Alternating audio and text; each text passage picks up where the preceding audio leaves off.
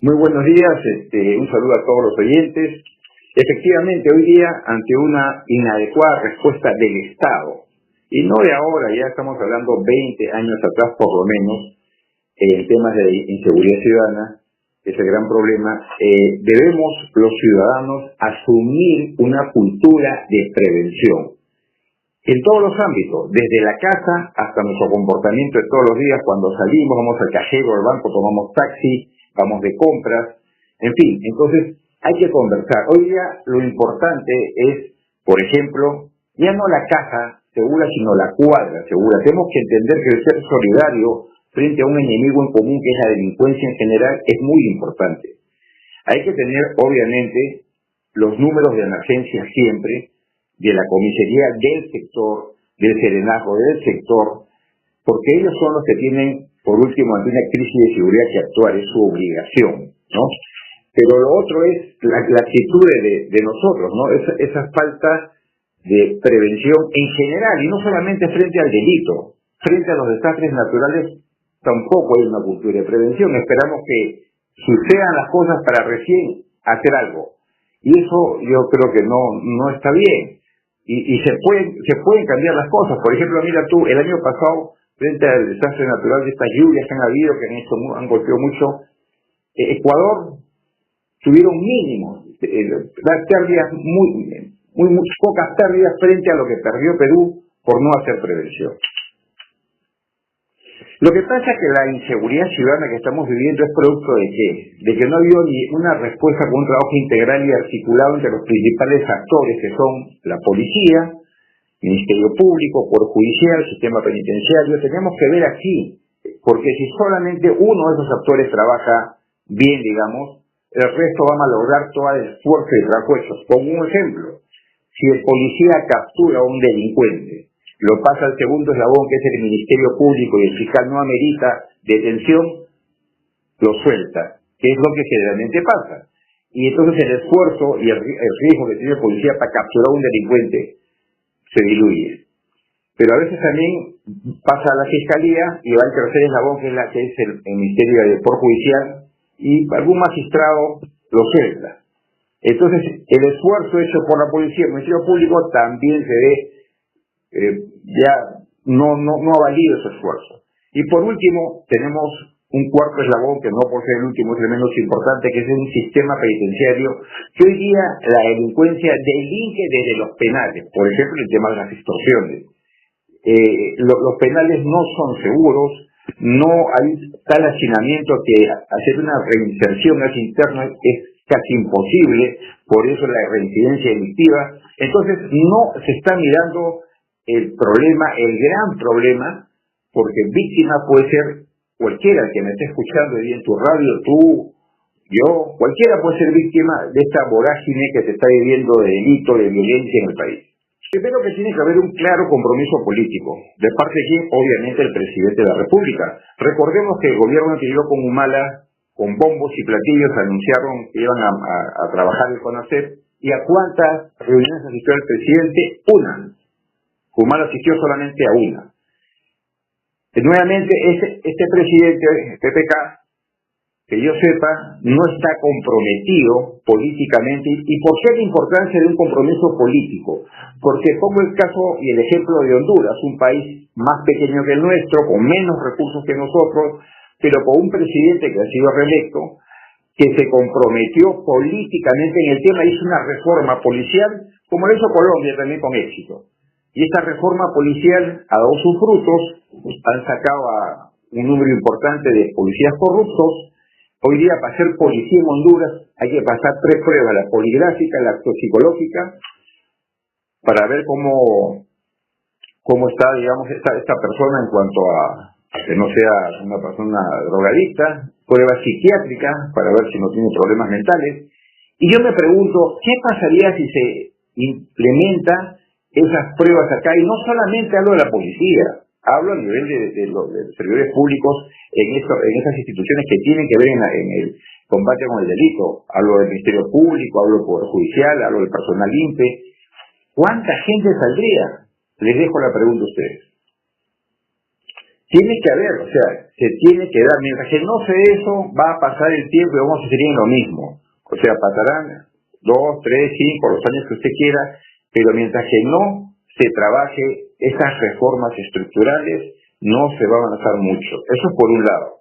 Pero por otro lado también, ante esta respuesta que hoy día es muy pobre del Estado para protegernos, los ciudadanos tenemos que asumir una cultura de prevención, ya como una norma de vida en todos los ámbitos.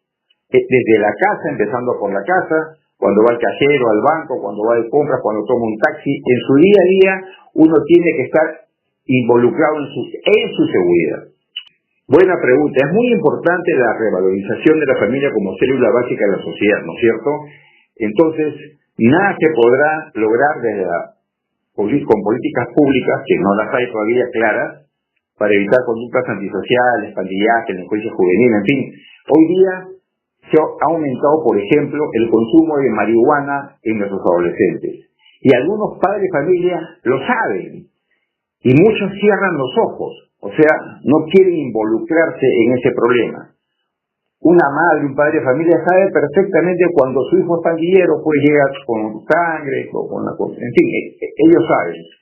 Saben dónde venden droga, saben dónde venden alcohol a menores, el embarazo precoz en adolescentes ha crecido también, la ludopatía, violencia familiar, o sea, como el problema es multifactorial de raíz, hay muchas cosas que hacer.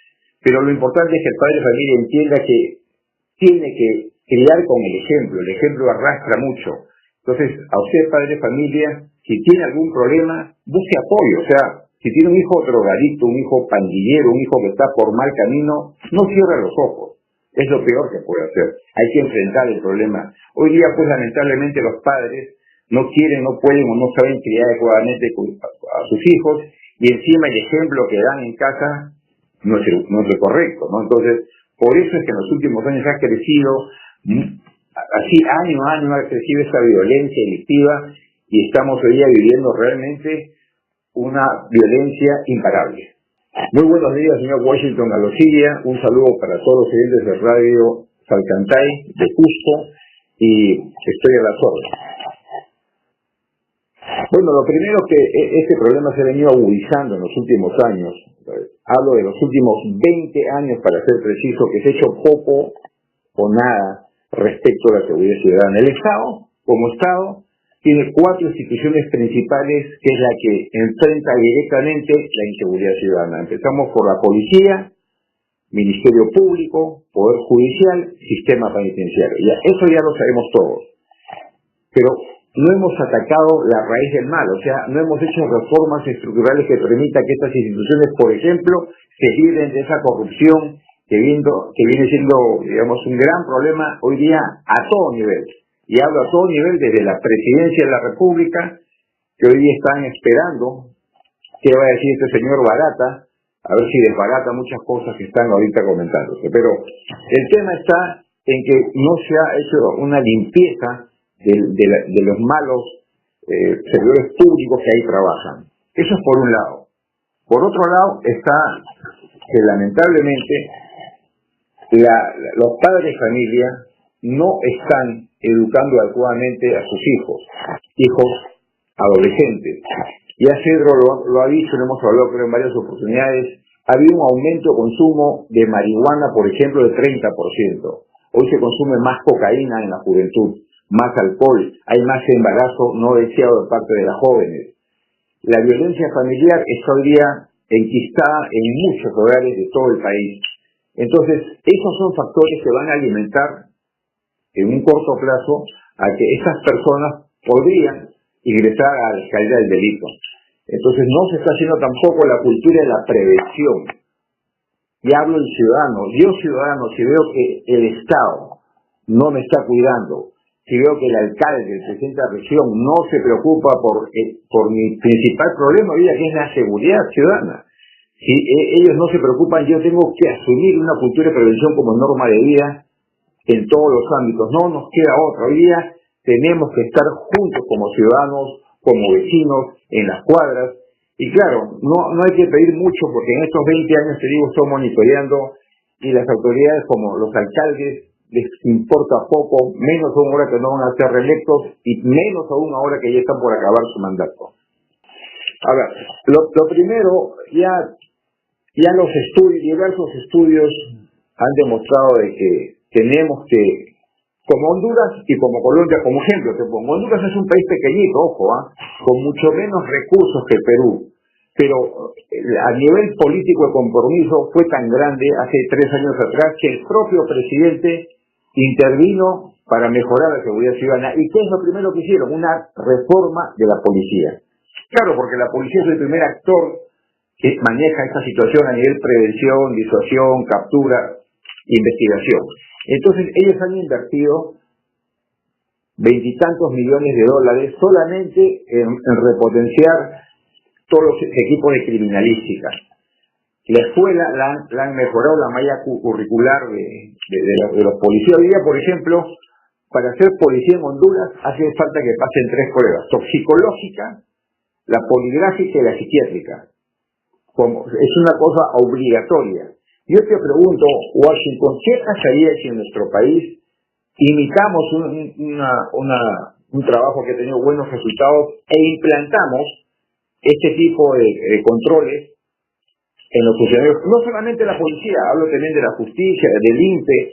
Si hicieras un análisis, un estudio, una evaluación de ese personal, yo creo que saldría mucha gente porque no pasarían esas pruebas.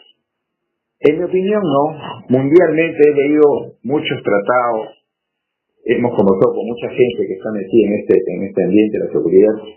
Y no, acá por ejemplo, si el presidente actual, PPK, hubiese cumplido con su promesa que él dijo, penas aditivas, eso sí estoy de acuerdo, eso sí es viable, no es como la pena de muerte que hay que salir de tratados internacionales y que si se ponen en el mejor de los casos va a pasar muchos años. No, las penas acumulativas son importantes. Acá hay que hacer eso ya, de inmediato.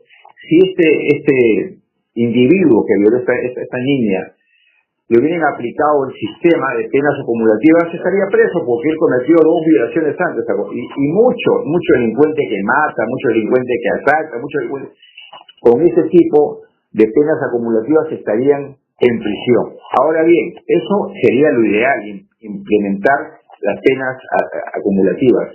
O sea, por cada delito te sentencian con una pena. El otro problema está en que tenemos colapsado el sistema penitenciario, porque los gobiernos últimos no se han preocupado realmente en trabajar y construir penales seguros, sobre todo, ¿no es cierto?, controlados. Y si se implanta lo primero, ¿cómo se va a manejar lo segundo? O sea, una cosa va con la otra. Por eso que yo digo trabajo integral y articulado. O sea, no solamente es, ya, mejoramos la captura. Muy bien, pero ¿dónde van a ir a parar todos esos presos cuando el sistema penitenciario está colapsado? Entonces, si no miramos el bosque, sino simplemente el árbol, porque hoy día violaron a una niña y la mataron y la quemaron, y mañana podría ser una situación parecida y ahí la gente vuelve a salir a protestar. Ese es de todos los días. Esa situación es de todos los días. Igualmente, Washington, a los días, buenos días, un saludo para todos los escuchas de Sol Cantaria. Gracias. Muy buenos días, Ronald, un saludo para todos los oyentes de Radio Panorama y Andahuaylas. Y efectivamente, como tú lo dices, esto es un problema, no de ahora, es un problema de más de 20 años que ha ido incrementando los delitos, ha ido creciendo la percepción, la victimización, el sinsabor de la población en que ven que las autoridades hacen poco o nada frente a esto. Y aquí es muy importante el tema preventivo, o sea, el no llegar al segundo paso que es ser víctima ya, ¿no? Y acá juega un rol importante la familia, juega un rol importante los vecinos. Tenemos que asumir una cultura de prevención como norma de vida, y no solamente para los delitos, para los desastres naturales que también el Estado lamentablemente hace muy poco en ello. A ver, ¿por qué sucede esto? Porque los diversos gobiernos que han venido trabajando por nuestro país hacen política de gobierno y no política de Estado. O sea, quiero decir que ellos quieren solucionar sus problemas en sus 5 añitos y ahí está. No se comprometen a hacer, por ejemplo, reformas estructurales en instituciones como la policía, con la justicia, en el sistema penitenciario, ¿Por qué? Porque toda esa chamba, todo ese trabajo va a quedar ¿para quién? Para el que venga, va a ser. Y eso acá, los políticos en su gran mayoría no están viendo por ese lado la problemática. Pero por otro lado también, si tenemos una seguridad pública que no responde a nuestras expectativas, ¿qué tenemos que hacer como ciudadanos? Es lo que yo decía, asumir esa cultura de prevención y ser solidarios. No nos queda otra, porque hasta que se den reformas, hasta que se cambie todo un sistema que hoy día no funciona adecuadamente, lo que no funciona es este sistema, y te explico por qué. El Estado tiene 4 instituciones principales que enfrentan la criminalidad, que es la policía, el Ministerio Público, Poder Judicial, sistema penitenciario. Tenemos serios problemas de corrupción en ellas, sí. Tenemos problemas de falta de dinero para implementar muchas cosas, sí. Entonces, esa es una realidad. Y esto es a un mediano y largo plazo que se componga. Pero en el corto plazo, ¿qué se tiene que hacer? Porque no podemos seguir viviendo a salto de mata del ciudadano con un riesgo permanente, un abanico de delitos que sea el simple hurto hasta el asesinato, pasando por un montón de delitos. Pero es la importancia hoy día que los políticos entiendan eso, ¿no? Sobre todo el político que es más cercano a uno, que es el alcalde. Y los alcaldes, ahora que no hay reelección, ya que está en octubre se van, y entonces ya no hay un interés de parte de muchos alcaldes en estos temas que deberían ellos asumir una responsabilidad inmediata. No esa estrategia pensando que iba a ser la solución, pues realmente se equivocó. Acá lo que es importante es un trabajo, primero que sea integral, articulado y monitoreado para saber cómo va esa estrategia de diseño que se quiere implementar, ya sea en la ciudad capital, en Lima o en cualquier ciudad del país. Lo cierto y lo real es que hoy día se necesita, por ejemplo, más policía de investigación. Se necesita laboratorios de criminalísticas de última generación. Se necesita inteligencia policial muy bien diseñada en cuanto al trabajo que van a hacer y las cosas que ellos tienen que implementar también en lo que es prevención y disuasión con la policía ya motorizada, en vehículos patrulleros, a pie. O sea, eso es lo que está faltando. Cuando hay dramas como el que ha vivido esta niña, este individuo que la ha asesinado, la ha violado, la población comienza a protestar y vemos que pues hay una indignación general, no solamente acá, sino a nivel país. Pero, por supuesto, y te voy a decir una cosa, que yo estoy indignado por eso. PPK en la campaña prometió penas acumulativas, lo dijo muy claro. Y con esas penas acumulativas, que estoy de acuerdo, la pena de muerte es utópica, pues es una cuestión, los políticos quieren sacarle provecho a algo que es inviable, por lo menos ni en el corto ni en el mediano plazo. Si es que se diera eso, va a pasar años para que se pueda implementar. Pero lo que son penas acumulativas, sí. Y explico por qué. Este individuo que mató a esta niña ya tenía 2 violaciones anteriores. Y con penas acumulativas debería estar en prisión si este sistema funcionara adecuadamente. Entonces, mira la importancia de las penas acumulativas. Pero, ¿qué es lo que pasa también? Y hay que hablar como son las cosas. Si implementamos las penas acumulativas y no implementamos más cárceles, no mejoramos las cárceles, ¿qué va a pasar? Que ya está colapsado prácticamente el sistema penitenciario en el país. Con toda esa cantidad de delincuentes que van a ingresar, la pregunta es ¿dónde? Entonces, eso es para que veas tú que el trabajo no lo están viendo en forma integral. Eso tienen que hacerlo, pero específicamente penas acumulativas, de inmediato hay que trabajar eso. Es importante la revalorización de la familia como célula básica de la sociedad. Entonces, nada se podrá lograr desde cualquier política pública que se pueda hacer si es que desde el hogar no lo trabajamos. El ejemplo arrastra. Entonces, si el padre de familia le pega a la mujer, es violento, ¿qué puede esperar de su hijo? Si el padre de familia bebe licor, fuma cigarrillo, es ludópata, esos ejemplos son negativos, muy negativos, y de ahí comienzan a ser el problema. Hay un 30% que ha aumentado el consumo de marihuana en adolescentes en la ciudad de Lima. No sé cómo estará en otras ciudades del país, como en Andahuaylas, pero ha aumentado el consumo de alcohol en adolescentes, el embarazo precoz. Son factores que contribuyen a una inestabilidad de la familia a una inestabilidad de la sociedad. Entonces, la familia juega un rol importante. El padre de familia hoy no sabe, no puede criar adecuadamente a sus hijos. Y entonces, cuando tiene esos problemas, ¿qué hace? Cierra los ojos, no le importa. ¿Cómo es posible que no sepa un padre de familia cuando su hijo ha entrado al mundo de las drogas, ha entrado al mundo del pandillaje, ha entrado al mundo del delito? Por supuesto que saben. ¿Acaso los padres de familia de Andahuelas no saben dónde venden droga, dónde venden licor a menores?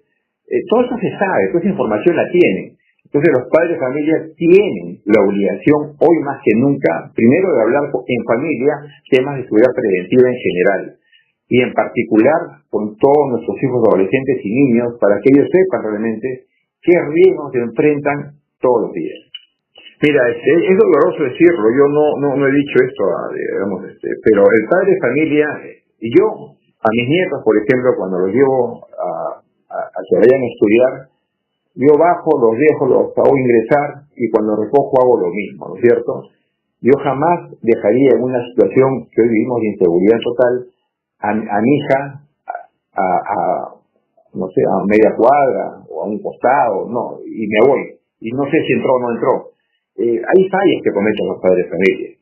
Es muy doloroso con lo que ha pasado con esta niña, pero y después la recogieron después de hora y media, se mandaron a recogerla. Tenemos que estar muy atentos. Hoy realmente criar y proteger a nuestros hijos nos toma tiempo y es un tiempo bien invertido. Así que ahí lo dejo nada más. Han habido fallas, sí, han habido fallas, hablando limpiamente de lo que es la prevención, y tenemos que mejorar esta situación como padres de familia. Preventivos, Ronald. Así como hay códigos delictivos, tenemos que tener códigos preventivos. Por ejemplo, tú me llamas a tal hora y a tal hora. Perfecto. Uno tiene que saber, y uno ya puede con la tecnología saber si su hijo está en tal sitio o no está en tal sitio. Uno tiene que estar, lamentablemente, hoy día atrás de los chicos, porque los chicos son adictos al riesgo en general. Así son los adolescentes. Ellos no ven el peligro, no miden el peligro. Para eso están los padres de familia, pues para decirle, oye, no hagas esto, no hagas aquello, no vayas acá. Eso es lo que